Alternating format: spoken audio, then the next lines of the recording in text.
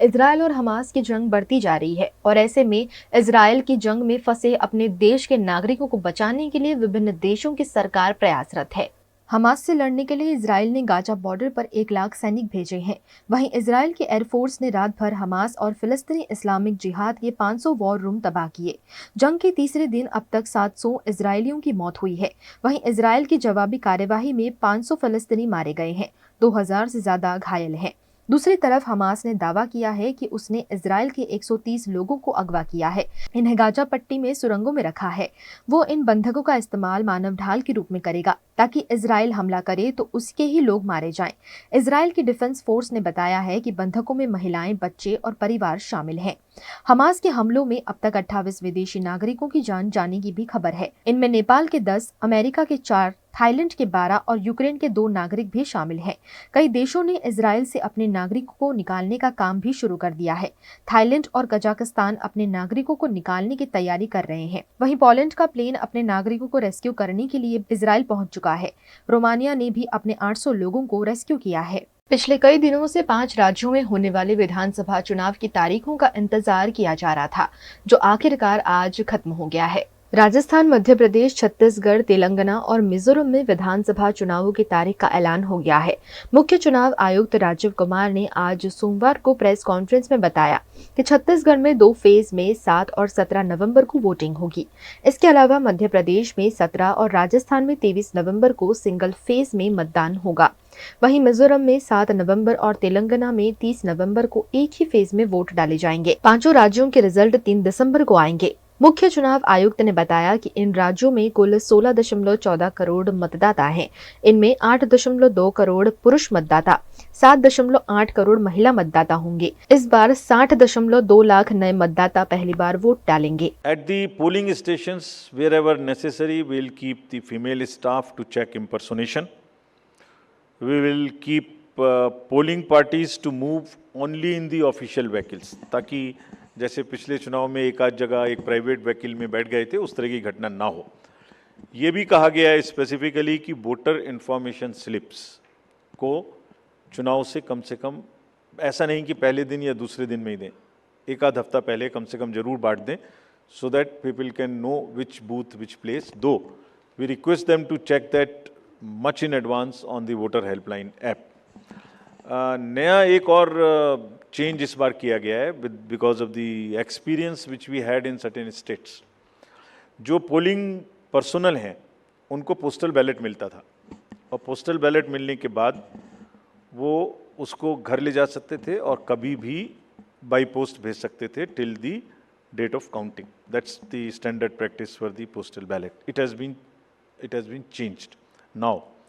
ये इसलिए कि बहुत सारे पोलिंग पर्सनल्स कुछ स्टेट में कंबाइन होके पोस्ट पोल अपनी कोई न्यूसेंस वैल्यू क्रिएट करते हैं, बिकॉज मार्जिन्स बहुत कम होते हैं, तो अगर 100, 200, 400 लोग भी मिल जाएं तो वो इन्फ्लुएंस कर सकते हैं। So this could be a post poll opportunity for some to influence the voters और influence the results. Therefore all of them now onwards in all the elections will vote only at the facilitation center when they come for training. This is before, so this will be physically collected, and the postal ballot facility is available in the same sense but at the facilitation center. I request all of you, through all of you, to all the voters to please come and exercise in the festival of democracy in a true sense. Thank you very much. Gujarat के वडोदरा में मोची एकता charitable trust द्वारा देश का नाम India के बजाय भारत नाम किए जाने की मांग की है। गुजरात के वडोदरा शहर में कार्यरत मोची एकता चैरिटेबल ट्रस्ट द्वारा कलेक्टर कार्यालय में आवेदन दिया गया, जिसमें देश का नाम इंडिया के बदले भारत किए जाने की मांग की गई है। मोची एकता चेरिटेबल ट्रस्ट वडोदरानी संस्था है। ये संस्था द्वारा अमे आजे कलेक्टरश्रीने आवेदनपत्र आपेलू है। ये आवेदनपत्रनो विषय संदर्भ एवं है कि जे आपणा देशनु नाम इंडिया चाले छे ए इंडियाना बदले भारत शब्दनो प्रयोग करवामां आवे, अने जे सरकारनी बधी योजनाओं है कि भाई जे खेल ખેલ મહાકુંભ ચાલતી હોય છે, ખેલો ઇન્ડિયા કે State Bank of India, government of India, એ બધાની જે બધી યોજનાઓ છે ને જે નામ છે એમાં સુધારો કરીને ભારત શબ્દનો પ્રયોગ કરવામાં આવે એના માટે આપેલું.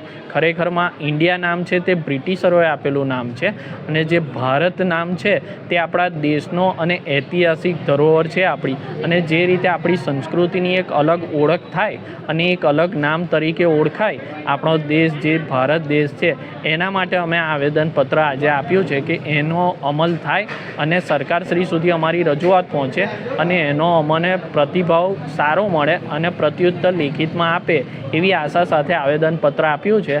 इजराइल फिलिस्तीन के बीच जंग दुनिया भर के कई देशों के लिए आर्थिक मोर्चे पर चुनौतियां बढ़ाने का भी काम कर सकता है. कच्चे तेल के दाम में तेज उछाल देखने को मिल रही है. इक्विटी और बॉन्ड बाजार पर एक्सपर्ट्स की नजर है. दुनिया भर के मार्केट्स में उतार चढ़ाव, इजराइल हमास संघर्ष और कच्चे तेल की बढ़ती कीमतों के चलते आज यानी 9 अक्टूबर को भारतीय इक्विटी मार्केट में गिरावट दर्ज की गई है. कच्चे तेल की कीमतों में सोमवार की सुबह 3% से 4% का उछाल देखने को मिला है. इस दौरान ब्रेंट क्रूड $87.4 प्रति बैरल तो वहीं WTI $85.7 के स्तर को पार कर गया. एक्सपर्ट्स का मानना है कि इजराइल हमास जंग का अर्थव्यवस्थाओं, सेक्टर्स और अलग अलग क्षेत्रों पर व्यापक प्रभाव देखने को मिल सकता है.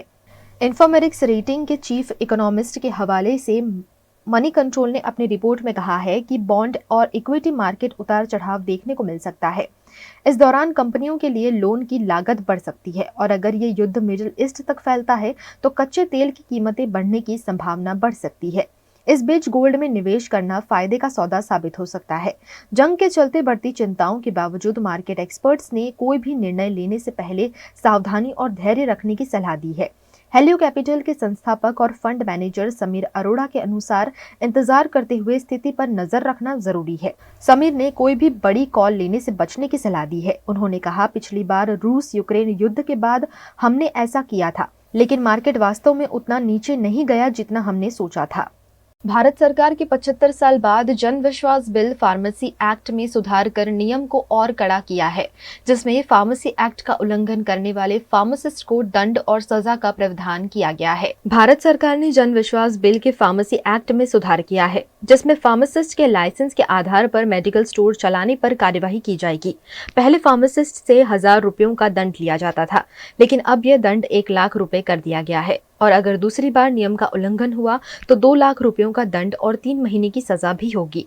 यानी फार्मासिस्ट अपने रजिस्ट्रेशन सर्टिफिकेट का इस्तेमाल मेडिकल स्टोर चलाने के लिए किराए पर देने के लिए नहीं कर पाएंगे.